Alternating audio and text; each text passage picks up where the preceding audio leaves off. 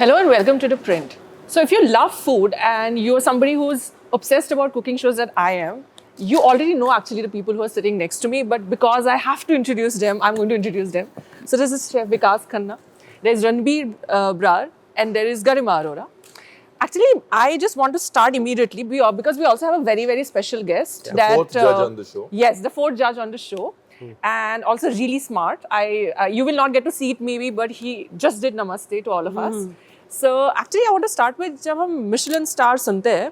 I remember the first time I heard it and I had no idea what that is. I don't think I still know what that is. And I'm pretty sure there are a lot of people like me watching the show who don't have any idea. They know because it's a fancy term and we all use it. We don't know what it is. Can you just tell us quickly what does that mean? What does it mean to have a Michelin star? Chef Vikas can explain it better. He has 6. So many more than me.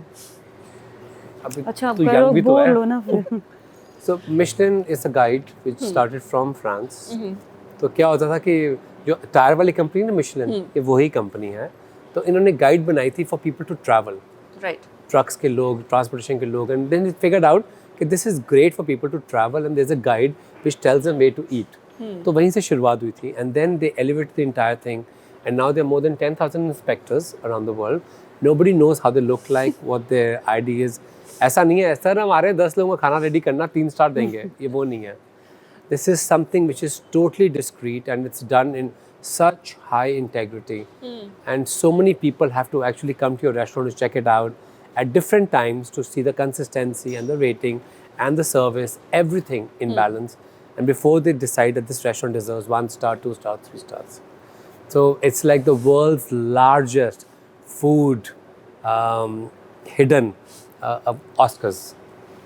Garima, you're also like the first Indian woman who got a Michelin star and you're starting out in this new exciting journey, your restaurant ga, which is like now coming up. I mean, there are multiple lists. Like I just have to Google and I'll see, okay, this restaurant is in this so many lists. So how does it feel? Because somehow in India, even though women do a majority of cooking in a household, surprising or maybe even unsurprisingly, even in 2022, we don't have a lot of women chefs or maybe they don't come to the limelight as often as maybe they should. So do you have any take on that? Yeah, I always say this that, there's no conspiracy to keep women out of the kitchen. Right. It's a very difficult job. Same way where you don't have a lot of women. Okay, let me put it this way. Very simply, it's a very tough job. It's long hours. It's time away from family. It is, every time जब आप दिवाली या new year बना रहे होते हो, chefs काम कर रहे होते हैं, तो sacrifices बहुत होते हैं. और ये sacrifices personal level पे ही होते हैं. They are very personal. Right. So I guess for women it just becomes a little bit more harder to make those sacrifices than it is for men. And that's the long and short of it. It's not an easy profession for women to have, like so many others. Right? So Can I add something to it? Yeah, sure. This question gets picked up in this country way too much. I'm going to quickly simplify it. We are the result of 1990s batches. Right. Late 1990s, early 2000s. Parents were still not letting the girls choose as a first choice of kitchen, professional kitchens. It all changed in mid 2000s. 2005 के बाद मुझे लड़की नजर आनी शुरू हुई थी kitchen में प्रोफेशनली ट्रेन होके आई हैं. हमारे कॉलेज टाइम पे थी लड़कियां, but all the parents said no, professional kitchen is very difficult, hours, family life. So what it takes years for evolution to be on that plane, to be on that platform when you're well trained, you're ready to endure so much of pain and hustling. This is the result. When parents have allowed the girls to dream big, and I think a lot of credit go to your parents, Garima. Oh, fully and totally. If I think every girl in India has parents like mine, then there's no limits. Oh, that's too chilled out. Yeah, they're too chilled out. Dad is too chilled out. Too chilled out. And no words. No. Jo karna kar tu. Ranveer, one aspect of even on your Insta page, like the way you describe yourself as somebody who loves to travel and travel also through food. And also, of course, one of your recent stints has been to act as who you are in a way. And that's a story that got really loved because there are people who love you as the chef who, has this way of talking. I think we all relate to that kind of cooking when you're giving these quirky advices and statements and the way you make, and then you sort of transferred it onto a bigger screen where you also played a character. So for you, all of these roles that you've picked up, where do you find the most amount of fulfillment and excitement? Everywhere. You know, I think I personally believe that we're all in a big play anyways. Right. You know, so we just हम अपने वैसे भी role निभा ही रहे हैं. So everywhere, I really and it just frees you. The moment you stop taking yourself seriously and you realize this is all a big play, we're just playing roles, and it just frees you of all judgment that you sometimes attach to yourself. So I really don't think too much about these things. I don't take myself seriously at all. Yeah, I'll tell you when he's happiest, when both of them are making reels behind the scenes. That's when they're both happiest and in their element.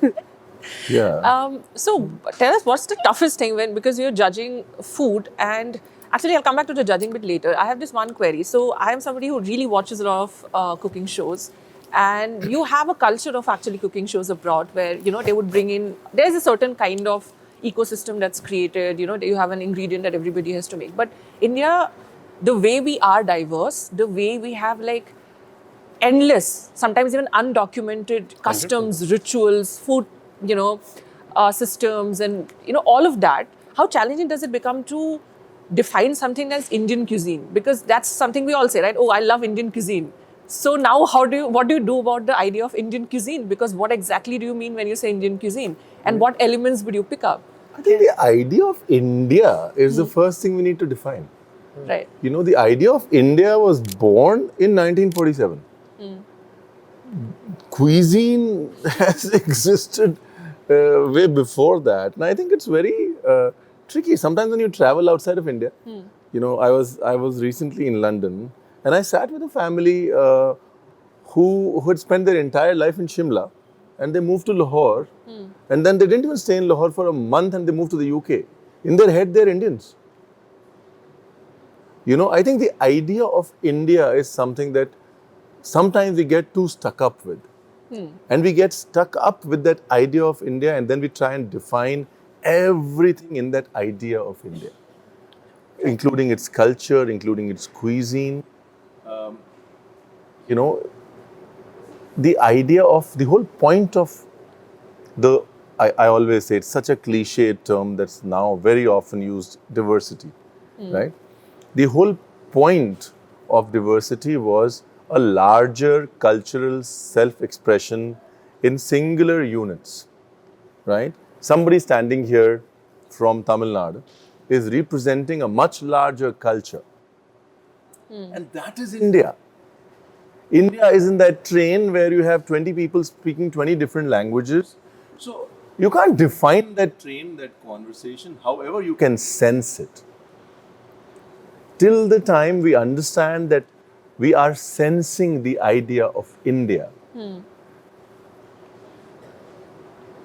that's when we have an appreciation and a broad respect for the cuisines within that idea. You know, I think it's unfair to say that you're trying to define a country. I think all of us are trying to sense a country through its culture and cuisine. We standing here at this age and stage of our lives are trying to sense that culture. You know, and I think that definition, if you were to sort of break it down, परिभाषा बोलते हैं हम लोग define को, right? परिभाषा में जो शब्द है भाषा, भाषा का मकसद ही चीज को छोटा करना है.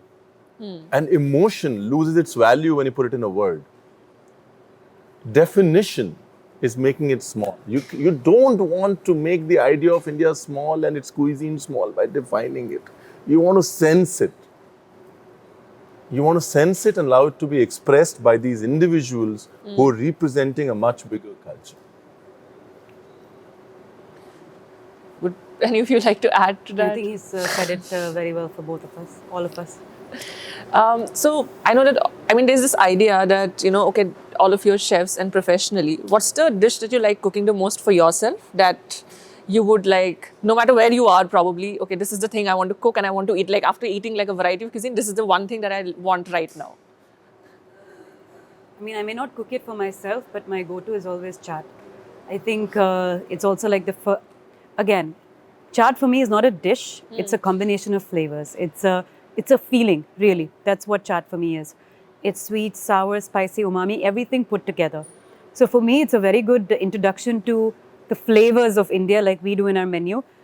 And it's also the most comforting for me personally. So I'm a very simple person. Chaat is my way to go. For me, it's khichdi. I think it's just sometimes we just overwhelm our senses and we need something that numbs us down, calms us down. Khichdi does that to me. It sort of gives me the chance to reset myself. Because I cook most of my meals myself. मैं किसी हाथ का नहीं खाता. Over conscious. So I have this thing about multi-grain khichdi कर दो उसको. I put everything together in a pot and I cook it with one protein. And generally it's chicken or mostly it's chicken actually, or I sear a fish or something. But मेरा वही fixed रहता है and I eat like my puppy. Both of us eat the same meal every day, same meal, because I feel that gives me a lot of gravity that I don't have to think about it for my own meal. And that is something which is, it's very important to me that vegetables and mixed grains all cooked in the same pot and it is good to go for 3 days. There's something meditative about porridges. Yeah. There is. It's too comforting. It's for me, it's like I don't have to think about it. Yeah. I get enough stuff, but I don't have to think One about bowl it. feeling. I have way too hectic life, so one less thing for me to worry for myself. So coming to the idea of what you just mentioned, like right now everybody is watching their weights very, very closely. Everybody is suddenly getting into the idea, and I think post-COVID it has been on the rise because now you realize that you can't just dismiss your health. You can't just like stuff your body with True. whatever you want and like call yourself a foodie and then be like, okay, why am I getting sick? Why do I have cramps? What is happening? So what impact does that have now to the kind of food culture that's coming up? When we have, like, we assume, I'm not saying it's the correct assumption, of course, that Indian food is very heavy, like, but then it's also region specific, it's also custom specific. There's a lot of layers to it, of course, but somehow when we think of healthy food for some reason, or let's say I go to a gym and I say, I give me a diet, somehow it automatically becomes food that's not Indian. Sometimes they'll be like, you cut out rice, you cut out roti, you cut out chickens, this dish, and you cut out. So what does that, do you think that impacts also the kind of food that's consumed by people now, or any change to the food culture itself? It's a very good question. I think that's a very layered question. We can break it in so many different ways. Right. The way to look at health is, for me personally, it's just not about your micronutrients, but also your macronutrients. So if you are trying to do a low carb diet or a high fat diet, it really is up to you. Our food generally doesn't lend itself to that. We eat a lot of roti, we eat a lot of rice. So I don't think it's कोई premeditated move है कि नहीं आप Indian खाना नहीं खा सकते. But within this entire system, you have 1 meal bowls. You have the amount of importance we put on sabji and vegetables. The amount of importance we put on protein in form of vegetarian protein. So it really depends on your understanding of the cuisine as well and the nutrients you derive from that. One thing is you understand the ingredients, you understand the flavors, you understand how to make the food delicious. But on the other hand, our cuisine has a history of being nutritive first and then flavorful later. So if you want to take a more cerebral, sort of a more knowledgeable approach to Indian cuisine, you have all the answers there. But of course, somebody needs to kind of consciously know that and do that. Easy fixes are always available, but I think eating within the biodiversity available to us with knowledge is what we can do. I think वो बात वहीं आ जाती है ना हम लोग. I think Osho said it. He said the problem is कि कोई भूखा रहना नहीं चाहता. Wow. We've lost our sense of restraint. And वो stay hungry, stay foolish is nice to sort of throw around as a hashtag. But when it comes to eating, we've lost our sense of restraint, we've lost our sense of balance, and we blame our food for it. Eventually what goes on your plate is your responsibility, right? I mean, you're sensible enough to, all of us speak about everything, and yet when it goes down to eating, Ayurveda में एक लिखा हुआ है और मैं उसका संस्कृत में नहीं है, हिंदी में ट्रांसलेट करता हूँ कि आपकी जो पाचन इंद्रियां हैं वो लगभग 30 फुट लंबी हैं. आपकी जो खाने की इंद्रिय वो 3 इंच लंबी, 30 फुट के लिए मत खाओ ना, 3 इंच के लिए खाओ, मतलब 30 फुट के लिए खाओ ना, 3 इंच के लिए मत खाओ. So I think we eat for our senses too much. We eat to make sure that we are not hungry anymore, and then we blame the food that we eat. So I want to come back to the judging aspect of a competition. So of course we know that for contestants to come here, and I've spoken to them, and it's a challenge because everybody comes in with the kind of food they have come up growing, or cooked while growing, or they have learned over time, with whatever experiences. So what is it like to be judging the food once you, let's say there's a challenge that's given, let's say cook with this particular ingredient, create something new. So what are the challenges when it comes to judging somebody based on what kind of food they are? And suppose if it's a food that you're not very familiar with, let's say it's a dish you've never tried before and they've created, and it's a flavor palette you're not familiar with. So, what's the challenge like then, especially? I think, I don't know whether I speak for all of us, but I don't look at us as judges. We are not judges, we are facilitators. Right. Wow. Right? We're just here together bringing our experience for the 16 home cooks, guiding them throughout, helping them get where they need to. We are compressing years of experience over a period of 3 months. And this industry is such where people really yearn for mentorship. And most like बहुत मुश्किल से मिलती है. I think हमारा काम बस यही है to kind of guide them through the ropes, sometimes make their life easier, sometimes make it more difficult. But at the end, the goal is very simple. They walk away from this kitchen being true master chefs. That's, I think, what we do. Absolutely. I think it's just as chefs, and I speak on behalf of all chefs, when you've cooked for 15 plus years, you realize that when you're tasting somebody's food, ना आपको नियत दिखती है. आप बड़े खा लेते हो, आप कभी complain नहीं करते. A chef will never, unless you feel like गरम तो कर देते, या नमक ज़्यादा है, basics. But then the rest of the food is subjective, and we understand that, right? And when we're tasting food of other chefs, you'll never hear a chef complain, because you sense the intent, right? And then suddenly you're here, and you have to switch off, and you realize that now you're responsible for making somebody's tomorrow better than yesterday, right? And then you have to sort of switch, turn that analytical switch on.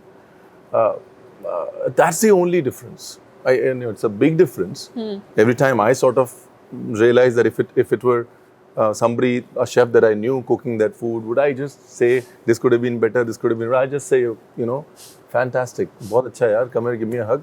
I felt great after eating it, but here you just can't say I felt great after eating it, because there's nothing in it for them, right? So there is a switch that you flip. There's a switch, we call it the Masi switch. You got to become the nuks nikalne wali Masi, and that's how it is. You. So, over the years, and especially I think now, because we keep calling it a digital age, we all have phones. There are shows, in fact, which they call them village cooking shows, because they come directly, like people are cooking the kind of food they would make at home every day. And there's this word which is now sort of so pehle, even when I was probably growing up, we would say competition is how you become better. But now I think the watchword is collaboration is how you become better. So when you bring in that element, let's say if you bring in that element, what happens then in a show where basically you are pitted against each other, and you are also trying to, get better and become the best, of course. So where do you think this space lies between collaboration and competition? Or, collaboration is probably a better way to go about things? मैं तो पता नहीं किस tangent पे चला गया हूँ. I suddenly realized, but जिस tangent पे हूँ उस tangent से बोल देता हूँ कि ये अच्छे words हैं, ये collaboration, competition. I think everybody's journey is to make themselves better. Right. For some people, they need the adrenaline and the rush, and they need something to be better. He's one of them. To complain about something every morning. Some people get better just quietly meditating, having great people around them. I think it's different strokes for different folks. Right. Competition is a very harsh word. There's this song that we always talk about, the sunscreen song. There's that line that One always day sticks. you'll be ahead, one day you'll be behind, but you remember. In the end, the race is only with only yourself. with yourself. So I think that thought. इसको इस गाने के बारे में पता है, इसका गाने का नाम है Sunscreen. It's our favorite song together. Yeah, I think in our own way we can make sure that right now we have 16 home cooks with us.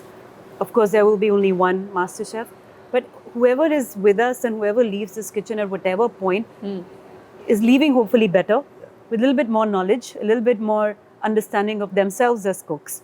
So once you're a master chef, your journey doesn't end there. It still continues.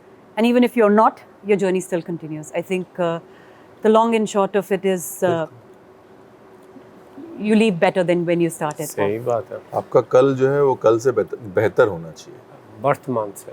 वर्तमान से. नहीं. Tomorrow should be better than yesterday. कल कल से बेहतर होना चाहिए. आपके पास को क्या बोलते हैं शेफ? भूत से चुलकिया. भूत चुलकिया.